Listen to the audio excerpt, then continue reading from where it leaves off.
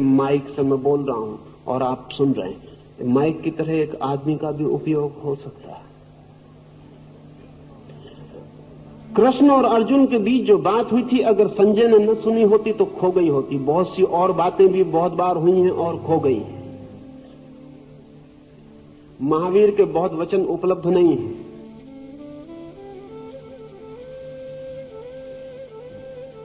बुद्ध ने एक दिन अपने सारे भिक्षुओं को इकट्ठा किया और हाथ में एक कमल का फूल लेकर वे वहां आए। फिर बैठ गए और उस कमल के फूल को देखने लगे और देखते रहे। फिर लोग हैरान हो गए। थोड़ी देर में बेचैनी शुरू हो गई। कोई खांसा होगा, किसी ने करवट बदली होगी, क्योंकि बहुत देर हो गई। वो चुप क्यों बैठे हैं, बोले बोले बोले। फिर आखिर आधा घंटा बीतने लगा तो बेचैनी बहुत बढ़ गई। किसी ने खड़े होकर कहा, आप क्या कर रहे हैं, हम आपको सुनने आए हैं, आप बोलते नहीं। बुद्ध ने कहा, मैं बोल रहा हूं, सुनो। लेकिन लोगों ने कहा, आप कुछ बोलते नहीं, क्या सुने। तभी एक भिक्षु जिसका नाम था महाकाश्यप, वो हंसने लगा। तो बुद्ध ने उसे बुला के वो फूल दे दिया और कहा कि सुनो, जो शब्द से बोला जा सकता था वो मैं तुमसे कह चुका, और जो शब्द से नहीं बोला जा सकता था, भीतर ही बोला जा सकता था, वो मैंने महाकाश्यप से कह दिया है। अब तुम्हें पूछना हो तो महाकाश्यप से पूछ लेना। अब महाकाश्यप से बुद्ध ने क्या कहा, ये अब तक बुद्ध के भिक्षु पूछते हैं एक दूसरे से, क्योंकि वो महाकाश्यप से जब भी किसी ने पूछा तो वो हंसने लगा। उसने कहा, जब बुद्ध न कह सके तो मैं क्यों उपद्रव में पड़ूं। आगे कहना होता बुद्धि तुमसे कह देते, और जब वो भूल चूक नहीं किए तो मैं करने वाला नहीं। फिर महाकाश्यप ने किसी को फिर मौन से कहा। फिर उस आदमी ने भी किसी से नहीं कहा। और ऐसे 6 आदमियों की परंपरा, और तब 6वां आदमी था बोधि धर्म। उसने पहली दफा उस बात को कहा। इस बीच कोई 900 वर्ष बीत गए।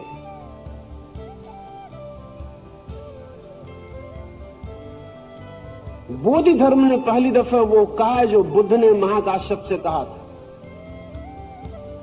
और उसने कहा क्यों? क्योंकि जब बोधि धर्म ने चीन में पहली दफा जाके कहा कि अब मैं वो कहता हूं जो बुद्ध ने महाकाश्यप से कहा था, तो लोगों ने कहा अब तक किसी ने नहीं कहा, तुम क्यों कहते हो? तो उसने कहा कि अब चुपचाप सुनने वाला कोई भी उपलब्ध नहीं, इसलिए मजबूरी हो, मैं मरने के करीब हूं। वो बात खो जाएगी जो बुद्ध ने महाकाश्यप से कही थी। अब जितनी भी गलत सही मुझसे बन सकती है मैं कह देता हूं। ये घटना, इसलिए पहली बात आपसे कहूं, कृष्ण और अर्जुन के बीच मौन संवाद में घटी है। दूसरी बात आपसे कहूं कि मौन संवाद का टाइम स्केल अलग है। इसे समझना भी जरूरी होगा, नहीं तो आप कहेंगे कि मौन संवाद में भी तो कम से कम घंटे, 1.5 घंटे, 2 घंटे तो लगते ही। क्योंकि इससे क्या फर्क पड़ता है कि मैं आपसे ऊपर से कहूं कि भीतर से कहूं, समय तो लगेगा। तब आपको थोड़ा समय के स्केल को, समय की सारणी को समझना पड़ेगा। आपको कभी एक दफा कुर्सी पे बैठे बैठे झपकी लग जाती है और आप एक सपना देखते हैं, और सपने में देखते हैं कि आपकी शादी हो गई, घर बस गया, नौकरी लग गई, मकान खरीद लिया, बच्चे हो गए, बच्चे बड़े हो गए, शहनाई बज रही है, लड़के की शादी हो रही है। और तभी कोई आपको बगल से आपका ऑफिसर आके उठाता है और आप घड़ी में देखते हो, पाते हैं कि मुश्किल से 1 मिनट बीता, झपकी लगे। तब बड़ी मुश्किल होती है कि 1 मिनट में इतना लंबा उपद्रव कैसे हुआ होगा। आधी जिंदगी लग जाती है इतना उपद्रव करने में, 30-40 साल लग जाते हैं। 1 मिनट में कैसे हुआ? लेकिन बिल्कुल हुआ। असल में ड्रीम टाइम अलग है, उसका स्केल अलग है। स्वप्न का समय की जो धारणा है बिल्कुल अलग है। इसलिए 1 मिनट के सपने में जिंदगी भर के सपने देखे जा सकते हैं। 1 मिनट में पूरी जिंदगी देखी जा सकती है। आमतौर से लोग कहते हैं जब कोई नदी में डूब के मरता है तो आखिरी डुबकी में अपनी पूरी जिंदगी को फिर से देख सकता है। इसमें कोई बहुत कठिनाई नहीं। समय अलग है स्वप्न का, जागने का समय अलग है। लेकिन जागने में भी समय का स्केल 24 घंटे एक सा नहीं रहता। उसमें पूरे वक्त बदलाहट होती रहती है, वो फ्लिकर करता है। जैसे जब आप दुख में होते हैं तो समय लंबा हो जाता है, और जब सुख में होते हैं तो छोटा हो जाता है। कोई परिजन पास आके बैठ जाता है, घंटा बीत जाता है, लगता है अभी तो आए थे, क्षण भर हुआ। और कोई दुश्मन आके बैठ जाता है, क्षण भर ही नहीं बैठता, कैसा लगता है कि कब जाएगा, जिंदगी बीती जा रही है। घड़ी में तो उतना ही समय चलता है, लेकिन आपके मन के समय की धारणा पूरे वक्त छोटी बड़ी होती रहती है। घर में कोई मर रहा हो तो रात भर उसके खाट के पास बैठने पर ऐसा लगेगा कि इटर्निटी हो गई, अनंत मालूम पड़ता है, अनंत मालूम पड़ता है। रात खत्म होती नहीं मालूम पड़ती, कब होगी खत्म। लेकिन वही कोई अपने परिजन के साथ नृत्य कर रहा है और रात ऐसे भागने लगती है कि आज रात दुश्मन और जल्दी कर रही है, और रात जल्दी से भाग जाती है और सुबह आ जाती है, और ऐसा लगता है सांझ और सुबह के बीच में कोई वक्त ही नहीं था, बस सांझ आई और सुबह आ गई, बीच का वक्त गिर जाता है। सुख में समय छोटा मालूम होता है, छोटा हो जाता है, मालूम होता नहीं, हो ही जाता है। दुख में बड़ा हो जाता है। दिन में भी जागते में भी समय पूरे वक्त बदल रहा है। और अगर कभी आनंद का अनुभव किया हो तो समय समाप्त हो जाता है। जीसस से किसी ने पूछा कि तुम्हारे प्रभु के राज्य में खास बात क्या होगी, तो जीसस ने कहा there shall be time no longer, समय नहीं होगा, खास बात यह होगी। तो उन्होंने पूछा ये हमारी समझ नहीं आता कि समय नहीं होगा, तो फिर सब काम कैसे चलेगा। आनंद के क्षण में समय नहीं होता। अगर कभी ध्यान का एक क्षण भी आपके भीतर उतरा है, कभी आनंद का एक क्षण भी आपको नचा गया है, तो उस वक्त समय नहीं होता, समय समाप्त हो गया होता। इस संबंध में दुनिया के वे सारे लोग सहमत हैं, चाहे महावीर, चाहे बुद्ध, चाहे लाओत्से, चाहे जीसस, चाहे मोहम्मद, चाहे कोई और, वे सब राजी हैं कि वो जो क्षण है आत्म अनुभव का, आनंद का, ब्रह्म का, वो टाइमलेस मोमेंट, वो समय रहित क्षण या कालातीत है। तो जो टेलीपैथी का समय है उसके स्केल अलग है। क्षण भर में भी ये बात हो सकती है, इसके लिए 1.5 घंटा लिखने में लगे। आपने क्षण भर में जो सपना देखा है अगर लिखिएगा तो आपको 1.5 घंटा लगेगा। आप कहेंगे बड़ी अजीब बात, देखा क्षण भर में और लिखने में 1.5 घंटा लग रहा है, क्या कारण है, क्या वजह? तीसरी बात इसलिए और आपको ख्याल में दे दूं, वजह यह है कि जब आप भीतर कोई घटना घटती है तो वो साइमल्टेनियस घटती है, वो एक युगपत घटती है। जैसे मैं आपको देख रहा हूं तो मैं आपको इकट्ठा देख रहा हूं एक ही क्षण में, लेकिन अगर आपकी गिनती करने आऊं तो एक एक की गिनती करूंगा और तब लिनियर हो जाएगा। एक रेखा में मुझे आपकी गिनती करनी पड़ेगी, उसमें घंटों लग जाएंगे। आपको जब देखा तो मैंने सबको देखा, आपको वो एक क्षण में एक साथ हो गया, लेकिन जब गिना और कहीं आपके नाम लिखूं रजिस्टर पर तो बहुत घंटे लग जाएंगे। तो जब आप सपने को देखते हैं तो युगपत घट जाता है, जब आप उसको लिखते हैं कागज पर तब आप लंबाई में लिखते हैं, युगपत नहीं रह जाता, एक एक घटना लिखनी पड़ती है, तब वो लंबी हो जाती, समय ज्यादा ले लेती है। गीता जब लिखी गई या संजय ने जब कही धृतराष्ट्र को कि ऐसी ऐसी बात हो रही है वह कृष्ण और अर्जुन के बीच, तब उसमें वक्त लगा होगा उतना ही जितना वक्त अभी गीता पढ़ते वक्त आपको लगेगा, उतना ही। लेकिन कृष्ण और अर्जुन के बीच समय कितना लगा ये तब तक आपको ख्याल में आना मुश्किल है, जब तक आपको टेलीपैथी का थोड़ा सा अनुभव ना हो। हमारे हिसाब से समय का कोई मूल्य नहीं है वह, इसलिए हो सकता है किसी भी योद्धा को पता भी ना चला हो कि कृष्ण और अर्जुन के बीच क्या घटा, एक क्षण में हो गया हो। रथ जाके खड़ा हुआ हो,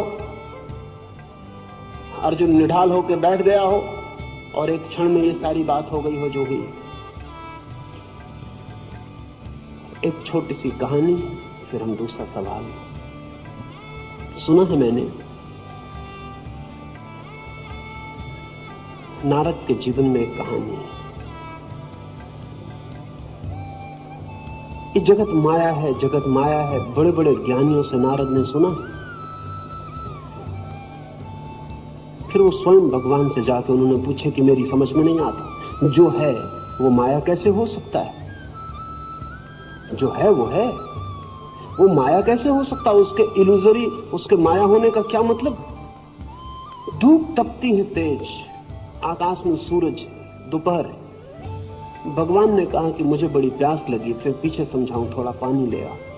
वो नारद पानी लेने गए, गांव में प्रवेश किया। दोपहर लोग अपने घरों में सो रहे हैं, दरवाजे पर दस्तक दी, एक युवती बाहर आई। नारद भूल गए भगवान को। कोई भी भूल जाए, जिसको सदा याद किया जा सकता है उसको याद करने की इतनी जल्दी भी क्या है। भूल गए, और जब भगवान को ही भूल गए तो उनकी प्यास का क्या सवाल रहा। किस लिए आए थे याद न रहा। उस लड़की को देखते रहे, मोहित हो गए। निवेदन किया कि मैं विवाह का प्रस्ताव लेके आया हूं।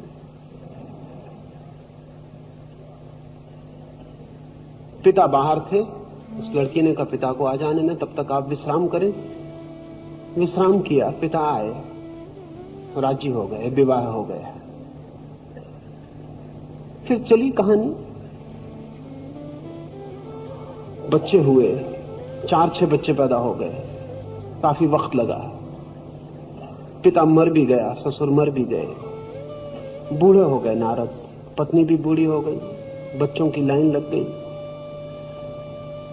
बाढ़ आ गई, वर्षा के दिन है, गांव डूब गया। अब पत्नी अपने बच्चों को बचा के किसी तरह बाढ़ पार कर रहे हैं। बूढ़े, शक्ति नहीं पास, बड़ी मुश्किल में पड़ गए हैं। पत्नी को बचाते हैं तो बच्चे बह जाते हैं, बच्चों को बचाते हैं तो लड़की बह जाती है, लड़के को पकड़ते हैं।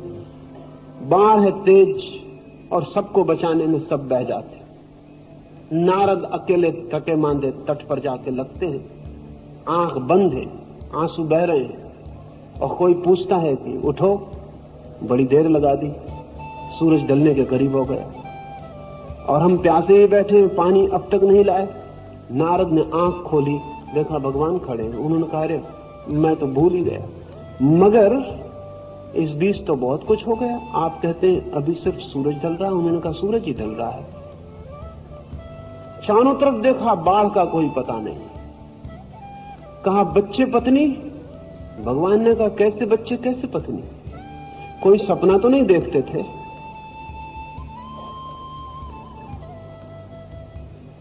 भगवान ने कहा कि तुम पूछते थे कि जो है वो माया कैसे हो सकता है। जो है वो माया नहीं है, लेकिन जो है उसे समय के माध्यम से देखने से वो सब माया हो जाता है, और जो है उसे समय के अतिरिक्त, समय का अतिक्रमण देखने से वो सब सत्य हो जाता है। संसार समय के माध्यम से देखा गया सत्य, सत्य समय शून्य माध्यम से देखा गया संसार। ये जो घटना घटी है, ये घटना आंतरिक है और समय की परिधि के बाहर। गुरु और गवाह का अलग बात हो जाएगी।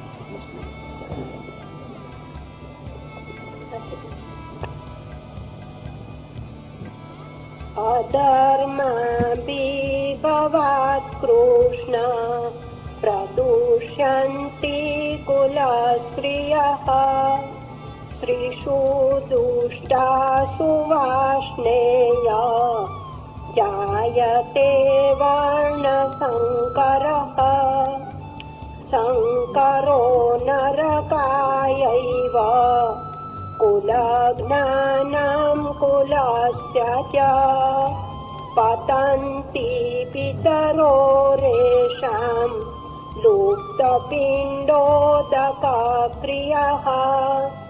हे कृष्ण, अधर्म की अभिवृद्धि होने से कुलांगनाएं दूषित हो जाती है। कुलांगनाओं के दूषित होने पर ब्राह्मण आदि वर्णों में संकीर्णता आ जाती है, अर्थात वे परस्पर मिलजुल जाते हैं। संकर संतान कुल और कुल का नाश करने वाले दोनों को नरक में ले जाती है और उनके स्वर्गस्थ पितर वितर्पण पिंड आदि से वंचित होकर नरक में गिरते हैं।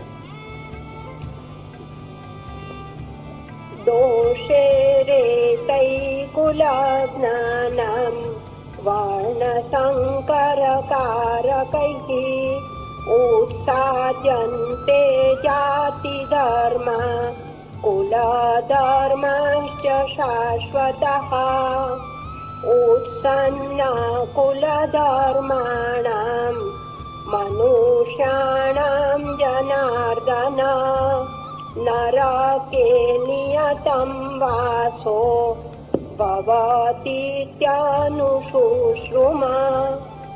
वर्ण संकर जाति को उत्पन्न करने वाले कुल नाशकों के उक्त दोषों से सनातन जाति धर्म और कुल धर्म नष्ट हो जाते हैं। हे जनार्दन, जिनके कुल धर्म नष्ट हो गए हैं, ऐसे पुरुषों का नरक में कब तक वास रहता है, उसकी अवधि नहीं है, ऐसा हम सुनते आए हैं। अर्जुन बहुत बहुत मार्गों से क्या क्या बुरा हो जाएगा युद्ध में,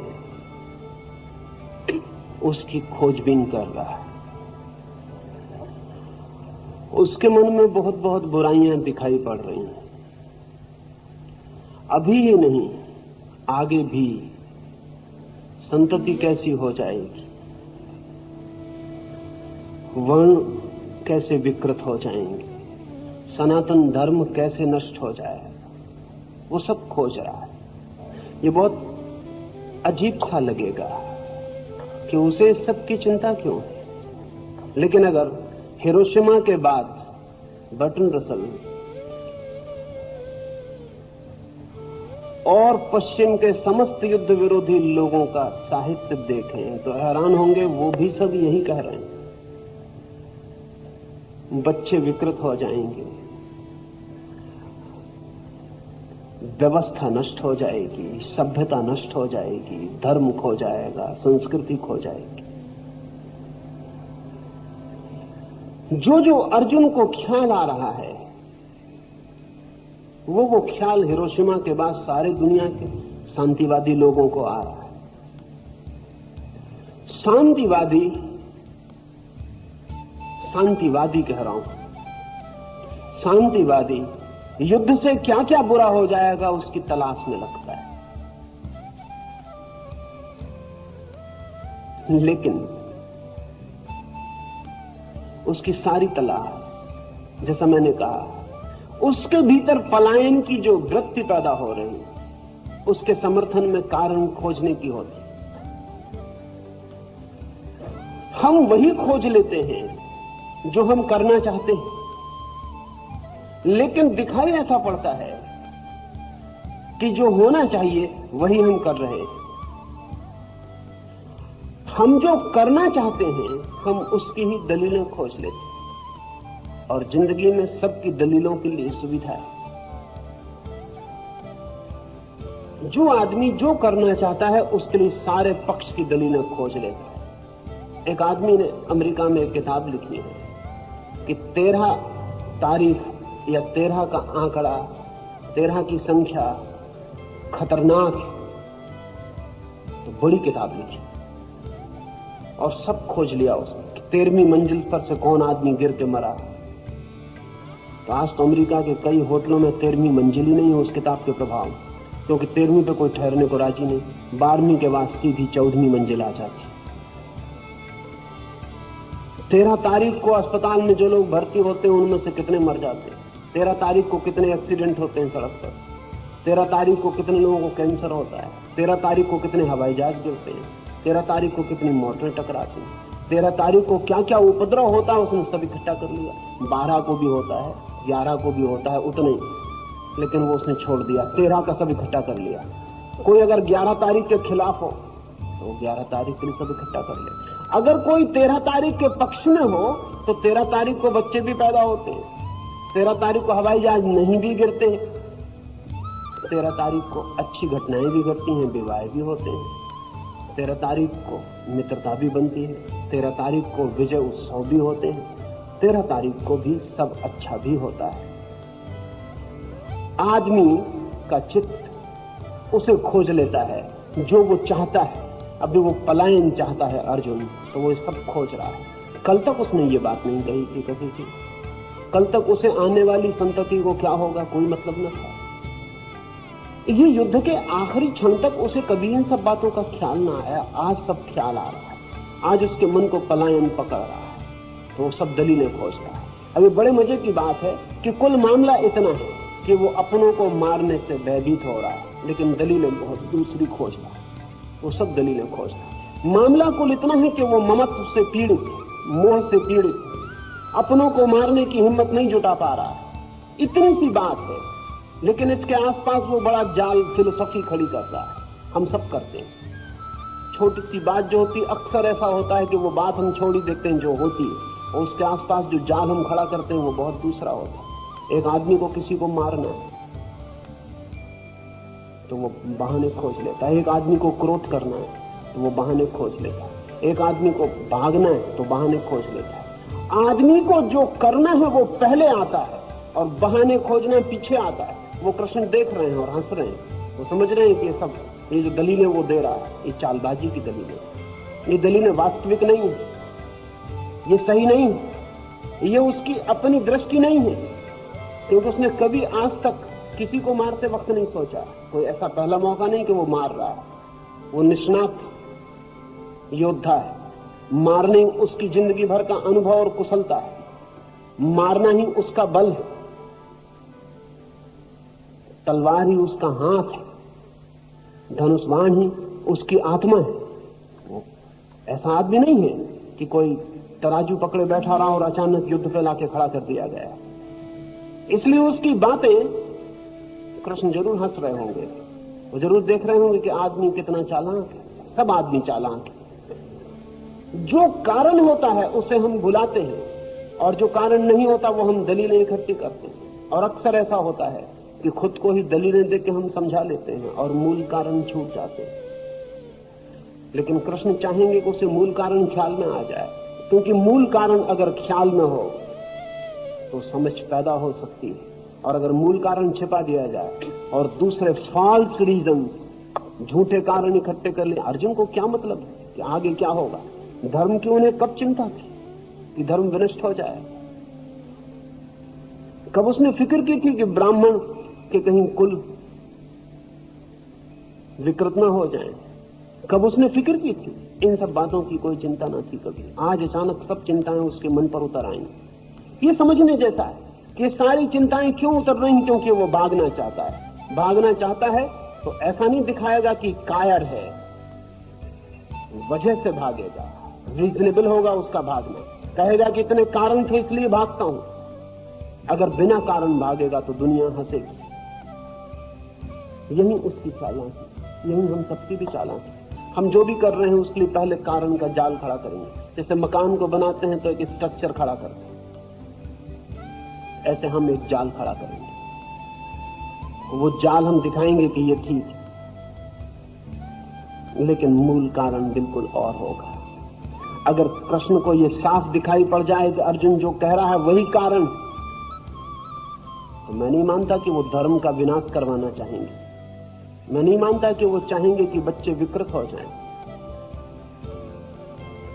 मैं नहीं सोचता कि वो चाहेंगे कि संस्कृति, सनातन धर्म नष्ट हो जाए। नहीं, वो चाहेंगे, लेकिन ये कारण नहीं। ये फॉल्स सब्स्टिट्यूट से, ये झूठे परिपूरक कारण है। इसलिए कृष्ण इनको गिराने की कोशिश करेंगे, इनको काटने की कोशिश करेंगे। वे अर्जुन को वहां लाएंगे जहां मूल कारण, क्योंकि मूल कारण से लड़ा जा सकता है, लेकिन झूठे कारणों से लड़ा नहीं जा सकता। और इसलिए हम मूल को छिपा लेते हैं और झूठे कारणों में जीते हैं। ये अर्जुन की मनोदशा ठीक से पहचान लेनी जरूरी है। ये रीजन की कनिंगनेस है, ये बुद्धि की चालाकी है। सीधा नहीं कहता कि मैं भाग जाना चाहता हूं, नहीं होता मन अपनों को मारने का, ये तो आत्मघात है, मैं जा रहा हूं। सीधा नहीं कहता। दुनिया में कोई आदमी सीधा नहीं कहता। जो आदमी सीधा कहता है उसकी जिंदगी में क्रांति हो जाती। जो ईर्ष्या तिरछा कहता रहता है उसकी जिंदगी में कभी क्रांति नहीं होती। वो जिसको कहते हैं झाड़ी के आसपास पीटना, बीटिंग अराउंड द बुश, बस ऐसे वो पीटेगा पूरे वक्त। झाड़ी बचाएगा, आसपास पिटाई करेगा, अपने को बचाएगा और हजार हजार कारण खोजेगा। छोटी सी बात है सीधी, उसकी हिम्मत खो रहा है, ममत्व के साथ हिम्मत जा रही, उतनी सीधी बात नहीं कहेगा।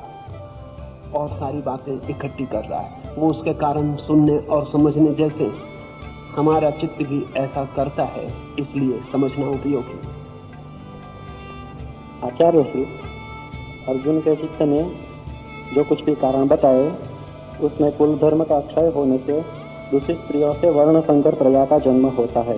जो प्रजा पिंड और तर्पण क्रिया नहीं करती है, उससे उनके पितृगण नरक में जाते हैं। तो क्या पितृगण पिंडदान नहीं देने पर भूखे मरते हैं? ये क्या अर्जुन के चित्त का भ्रांति ही है? नहीं, अर्जुन के कारण सब अत्यंत ऊपरी, अत्यंत व्यर्थ है। कोई पितृगण आपके पिंड से बंधकर नहीं जीते हैं, और अगर आपके पिंडदान से किन्हीं जा चुके पितृगणों की आगे की यात्रा बिगड़ती हो, तब तो पिंडदान बड़ी खतरनाक बात है। आत्माएं अपने ही भीतर से अपनी यात्रा पर निकलती हैं। आपने उनके पीछे क्या किया और क्या नहीं किया, इससे उनकी यात्रा का कोई भी संबंध नहीं है। लेकिन पुरोहितों का एक जाल है जगत में, और पुरोहितों का जाल जन्म से लेकर मृत्यु तक आदमी को कसता है, मरने के बाद भी कसता है। और बिना आदमी को भयभीत किए आदमी का शोषण नहीं किया जा सकता। भय ही शोषण का आधार है। तो बेटे का शोषण किया जा सकता है मरे हुए बाप के लिए भी भय दिखाकर। अर्जुन वो सब बातें कर रहा है, वो उसने सुनी होंगी, वो सब उसने आसपास हवा में रही होंगी, तब थी, तब तो आश्चर्य नहीं, अभी भी है। 5000 साल पहले अर्जुन ने सुनी होंगी, कोई आश्चर्य की बात नहीं, अभी भी है। अर्जुन जो कह रहा है, उसने जो सुना होगा हवा में, जो पुरोहित समझाते रहे होंगे आसपास, वही कह रहा है। उसे कोई मतलब नहीं है। वो सब दलीलें इकट्ठी परेड करवा रहा है कृष्ण के सामने, कि साबित हो जाए कि वो भाग रहा है तो भागना ही धर्म है, उचित है। वो इसलिए ये सारी दलीलें ला रहा है, लेकिन इनमें कोई भी सत्य नहीं है, और न ही कोई वर्ण संकर से कोई विकृति होती है। उस दिन ख्याल था, अभी भी करपात्री और शंकराचार्य से पूछे तो यही ख्याल है। कुछ लोगों के ख्याल बदलते हैं, सारी दुनिया में सब बदल जाए। कुछ लोग ख्याल को ऐसा पकड़ते हैं कि ख्याल के नीचे से सारी जिंदगी निकल जाती है, लेकिन मुर्दा ख्याल को पकड़े रह जाते हैं। क्रॉस ब्रीडिंग, जिसको वर्ण संकर कह रहा अर्जुन, श्रेष्ठतम ब्रीडिंग है। क्रॉस ब्रीडिंग से संभावना श्रेष्ठतर होने की। बीज में आप पूरी तरह उपयोग कर रहे हैं, उस वक्त आप ख्याल में नहीं लाते कि अर्जुन के खिलाफ जा रहे हैं। जानवरों में उपयोग कर रहे हैं, आदमी में भी उपयोग नहीं कर रहे। इसलिए आज आदमी की ब्रीडिंग जानवरों से भी पिछली हुई ब्रीडिंग। आज हम जितने अच्छे कुत्ते पैदा कर लेते हैं कुत्तों में, उतना अच्छा आदमी में पैदा नहीं कर पाते। आदमी का अभी भी संतति की व्यवस्था एकदम अवैज्ञानिक, अर्जुन के वक्त में तो रही होगी, आज भी है। आज भी आदमी से श्रेष्ठतर आदमी मन और शरीर की दृष्टि से स्वस्थ, ज्यादा आयुष्य वाला, ज्यादा प्रतिभाशाली पैदा हो सके, इस तरफ हमारा कोई ख्याल नहीं। बीज हम फिक्र करते हैं, बीज अच्छे से अच्छा होता जा रहा है, फलों का, फूलों का, गेहूं का। पशुओं में हम अच्छे से अच्छे पशु पैदा करने की फिक्र करते हैं, आदमी में अभी भी फिक्र नहीं। लेकिन पुराने वक्त ऐसा ख्याल था कि अगर दूसरी जाति से मिलना हुआ तो जो बच्चा पैदा होगा वो वर्ण संकर हो जाएगा। सच तो यह है कि इस जगत में जितनी भी प्रतिभाशाली जातियां हैं वो सब वर्ण संकर हैं, और जितनी शुद्ध जातियां हैं वो बिल्कुल पिछड़ गई। नीग्रो बिल्कुल शुद्ध है, अफ्रीका के जंगलों में रहने वाले आदमी बिल्कुल शुद्ध है, हिंदुस्तान के आदिवासी बिल्कुल शुद्ध है। जितनी भी विकासमान संस्कृतियां हैं, सभ्यताएं हैं, वे सभी वर्ण संकर हैं। असल में जैसे दो नदियां मिलकर ज्यादा समृद्ध हो जाती हैं, ऐसी जीवन की दो विभिन्न धाराएं भी मिलकर ज्यादा समृद्ध हो जाती हैं। अगर अर्जुन ठीक है तब तो बहन और भाई की शादी करवा देनी चाहिए, उससे बिल्कुल शुद्ध बच्चे पैदा होंगे। लेकिन बहन और भाई की शादी से शुद्ध बच्चा पैदा नहीं होता, सिर्फ रुग्ण बच्चा पैदा होता।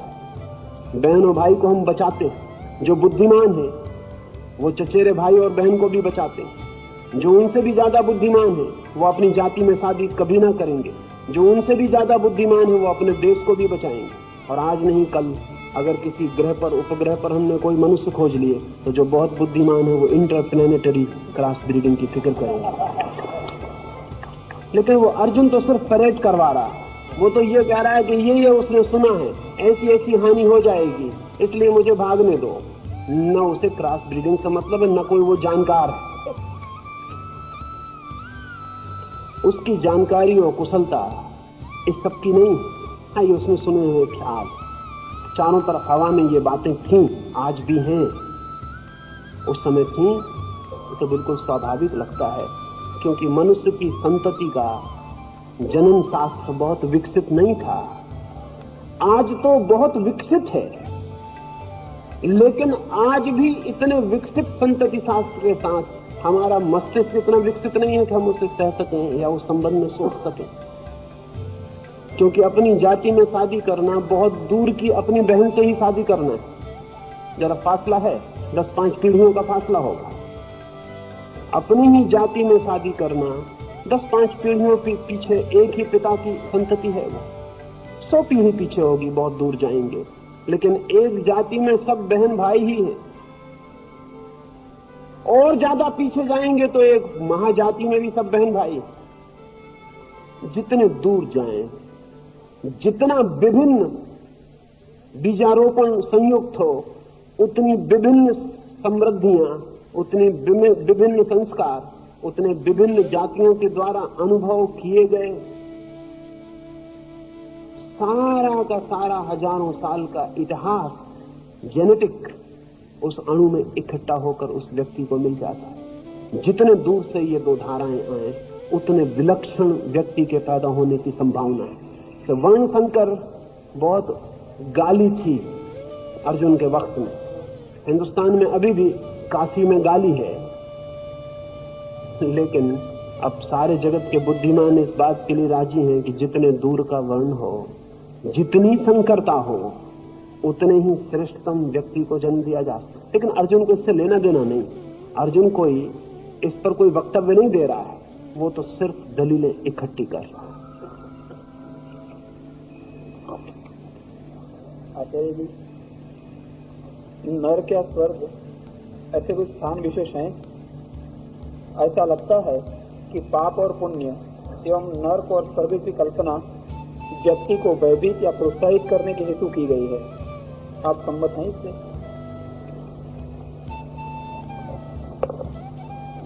नरक और स्वर्ग भौगोलिक स्थान नहीं, लेकिन मानसिक दशाएं जरूर हैं। लेकिन आदमी का चिंतन सदा ही चीजों को चित्रों में रूपांतरित करता है। आदमी बिना चित्रों के नहीं सोच पाता। आदमी को सोचने में चित्र बड़े सहयोगी हो जाते हैं। हम सबने देखी है, अभी भी घरों में टंगी हुई है भारत माता की फोटो। वो तो कुछ बुद्धिमान हमारे मुल्क में पता नहीं क्यों नहीं भारत माता की खोज पर नहीं निकलते। फोटो तो घरों में लटकी हुई है भारत माता की, लेकिन भारत माता कहीं खोजने से मिलने वाली नहीं। लेकिन 1000-2000 साल बाद अगर कोई कहेगा कि भारत माता नहीं थी तो लोग कहेंगे बिल्कुल गलत कहते हैं। देखो गांधी जी इशारा कर रहे हैं फोटो में भारत माता की तरफ। गांधी जी गलती कर सकते हैं, भारत माता जरूर रही होंगी, या तो कहीं गुहा कंदराओं में छिप गई हमारे पाप की वजह।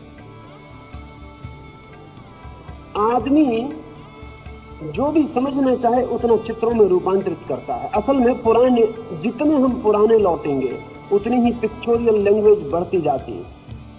असल में दुनिया की पुरानी भाषाएं चित्रात्मक है। जैसे चीनी अभी भी चित्रों की भाषा है, अभी भी शब्द नहीं है, वर्ण नहीं है, चित्र है। चित्रों में ही सारा काम करना पड़ता है, इसलिए चीनी सीखना बहुत मुश्किल मामला हो जाता है। साधारण भी कोई सीखे तो 10-15 साल तो मेहनत करनी ही पड़े, क्योंकि कम से कम 10-20 हजार चित्र तो उसे याद होने ही चाहिए। अब चीनी में अगर झगड़ा लिखना है तो एक झाड़ बना के उसके नीचे 2 औरतें बिठानी पड़ती, तब पता चलता है कि झगड़ा। बिल्कुल पक्का झगड़ा तो है ही। एक झाड़ के नीचे 2 औरतें, इससे बड़ा झगड़ा और क्या हो सकता है?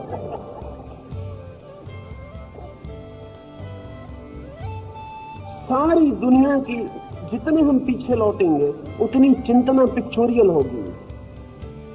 अभी भी हम सपना जब देखते हैं तो उसमें शब्द नहीं होते, चित्र होते, क्योंकि सपना जो है वो प्रिमिटिव, बहुत पुराना, नया नहीं है। 20वीं सदी में भी 20वीं सदी का सपना देखना मुश्किल है। सपना तो हम देखते हैं कोई लाख साल पुराना, उसका ढंग लाख साल पुराना होता है। इसलिए बच्चों की किताब में चित्र ज्यादा रखने पड़ते हैं और शब्द कम रखने पड़ते हैं, क्योंकि बच्चा शब्दों से नहीं समझ सकता, चित्रों से समझेगा।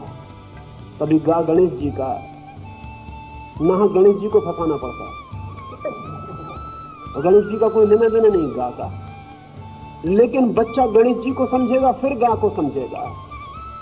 बच्चा प्रिमिटिव है। तो जितना हम पीछे लौटेंगे उतना सारे मानसिक तत्व हमें भौगोलिक बनाने पड़े।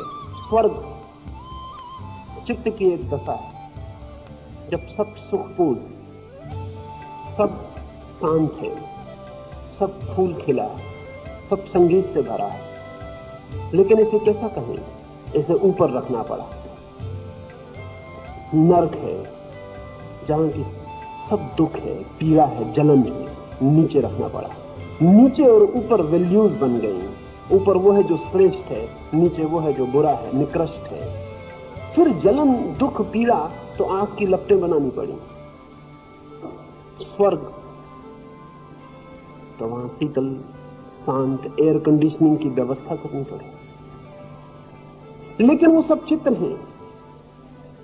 लेकिन जिद पीछे पैदा होती, जिद पुरोहित पैदा करवाता है। वो कहता है कि नहीं, चित्र नहीं, ये तो स्थान।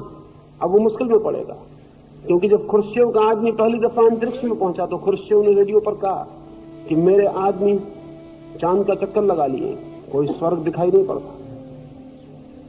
अब ये पुरोहित से झगड़ा है खुर्शियों का। खुर्शियों से पुरोहित को हारना पड़ेगा, क्योंकि पुरोहित दावा ही गलत कर रहा है। कहीं कोई ऊपर स्वर्ग नहीं है, कहीं कोई नीचे नर्क नहीं है। हाँ, लेकिन सुख की अवस्था ऊपर की अवस्था है, नर्क की अवस्था, दुख की अवस्था नीचे की अवस्था है। और ये नीचे ऊपर को इतना भौगोलिक बनाने का कारण है, जब आप सुखी होंगे तब आप लगेंगे जैसे आप जमीन से ऊपर उठ गए, और जब आप दुखी होंगे तो ऐसा लगेगा कि जमीन में गड़ गए। वो बहुत मानसिक फीलिंग। जब आप दुखी होंगे तो सब तरफ ऐसा लगेगा अंधेरा छा गया, जब सुखी होंगे तो सब तरफ लगेगा कि आलोक छा गया। वो फीलिंग, भाव है, अनुभव है भीतर। जब दुखी होंगे तो ऐसा लगेगा जैसे जल रहे हैं, जैसे कोई भीतर से आग जल रही है। और जब आनंदित होंगे तो भीतर फूल खिलने लगेंगे। वो भीतरी भाव। लेकिन कवि उनको कैसे बनाए, चित्रकार उनको कैसे समझाए, धर्मगुरु उन्हें कैसे लोगों के सामने उपस्थित करे, तो उसने बनाया उनका। ऊपर गया स्वर्ग, नीचे गया नर्क। लेकिन अब वो भाषा बेमानी हो गई। अब आदमी उस भाषा के पार चला गया, भाषा बदलनी पड़ेगी। तो मैं कहता हूं ज्योग्राफिकल नहीं, भौगोलिक नहीं, साइकोलॉजिकल स्वर्ग और नर्क है।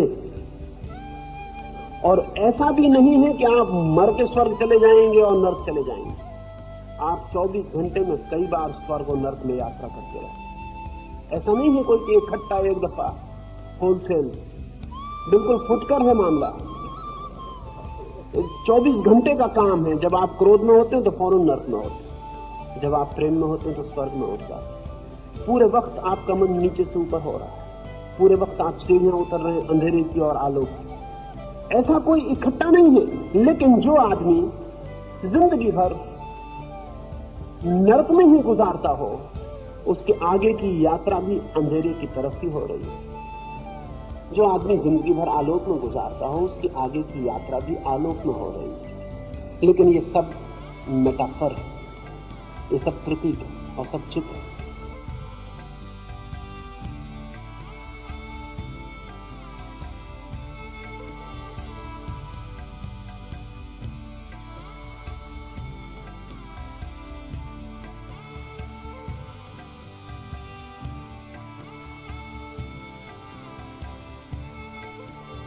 अर्जुन को मतलब नहीं है इनसे, उसको कुछ पता भी नहीं। वो तो ये कह रहा है बेचारा कि ऐसी ऐसी मुसीबतें आएंगी, ये सब मर जाएंगे, बेटे नहीं बचेंगे, पिंड नहीं चढ़ाया जाएगा, तो पितरात्माएं कैसे स्वर्ग जाएंगी, विधवाएं रह जाएंगी, पति नहीं बचेंगे, पुरुष मर जाएंगे, भ्रष्टाचार फैलेगा, पुरुष कम रह जाएंगे, स्त्रियां ज्यादा होंगी, भ्रष्टाचार फैल जाएगा, सतियां कैसे होंगी, फिर उनसे गलत बच्चे पैदा होंगे, नाजायज संतान होगी और सब दुनिया गड़बड़ हो जाएगी। ये अर्जुन बेचारा सारी दुनिया को बचाने के लिए, प्रत्यात्माएं स्वर्ग जाएं इसके लिए, उनके बेटे पिंड दान करें इसलिए, कोई विधवा न हो जाए इसलिए, वर्ण संकरता न फैल जाए, विनाश न हो जाए, इतना बड़े उपद्रव के लिए ये आदमी सिर्फ भागना चाहता है। इतनी सी छोटी बात की कृष्ण आज्ञा दे दे, लेकिन इसमें भी वो शंसन मांग रहा है। इसमें वो चाह रहा है कि कृष्ण कह दें कि अर्जुन तू बिल्कुल ठीक कहता है, ताकि कल जिम्मेवारी उसकी अपनी न रह जाए। तब वो कल कह सके कि कृष्ण तुमने ही मुझसे कहा था, इसलिए मैं गया था। असल में इतनी भी हिम्मत नहीं है उसकी कि रिस्पॉन्सिबिलिटी अपने ऊपर ले ले, कि कह दे कि मैं जाता हूं, क्योंकि तब उसे दूसरा मनुष्य का कहता कायरता होगी। ये तो उसके खून में नहीं, ये भागना उसके बस की बात नहीं। छत्री है, पीठ दिखाना उसकी हिम्मत के बाहर, मर जाना बेहतर, पीठ दिखाना बेहतर नहीं।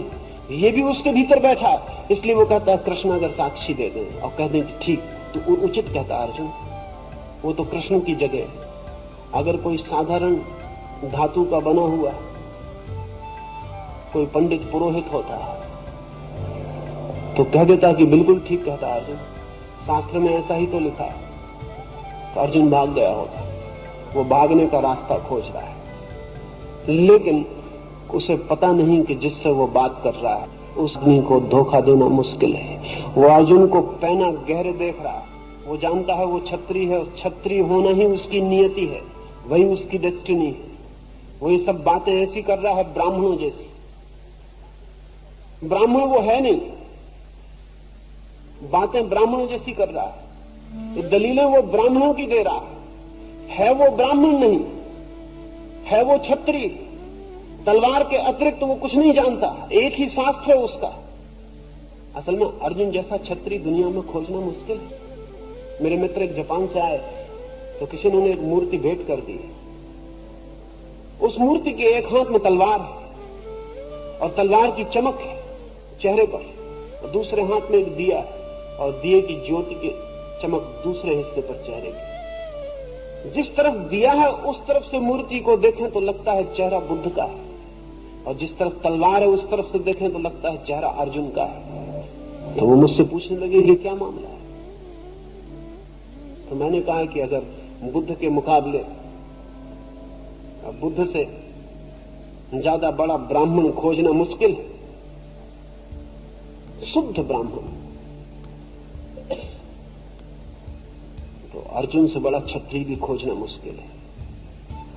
और ये जो मूर्ति है जापान में समुराई सैनिक की मूर्ति है। समुराई के लिए नियम है, उसके पास बुद्ध जैसी शांति और अर्जुन जैसी क्षमता चाहिए, तभी वो सैनिक है। लड़ने की हिम्मत अर्जुन जैसी और लड़ते समय शांति बुद्ध जैसी, बड़ा इम्पॉसिबल की मांग, बड़े असंभव की मांग। लेकिन अर्जुन के पास बुद्ध जैसा कुछ भी नहीं। उसकी शांति सिर्फ बचाव है, उसकी शांति की बातें सिर्फ पलायनवादी है। वो शांति की बातें करके भी पछताएगा। कल अर्जुन फिर कृष्ण को पकड़ लेगा कि तुमने क्यों मुझे सहारा दिया, बदनामी हो गई, कुल की प्रतिष्ठा चली गई। वो फिर 25 दलीलें ले आएगा, जैसे अभी 25 दलीलें लाया है भागने के पक्ष में, कल 25 दलीलें लाएगा और कृष्ण को कहेगा कि तुम ही जिम्मेवार हो, तुमने ही मुझे उलझा दिया और भगा दिया, अब सब बदनामी हो गई, अब कौन जुम्मा ले इसका। इसलिए कृष्ण उसे इतने सस्ते में छोड़ नहीं सकते, इतने सस्ते में छोड़ने की बात भी नहीं। वो आदमी दोहरे दिमाग में, उसे एक दिमाग पर लाना एकदम आवश्यक है। फिर वो एक दिमाग से जो भी करे कृष्ण की उसे सहमति हो सकती है। आज इतना ही, फिर कल सुबह।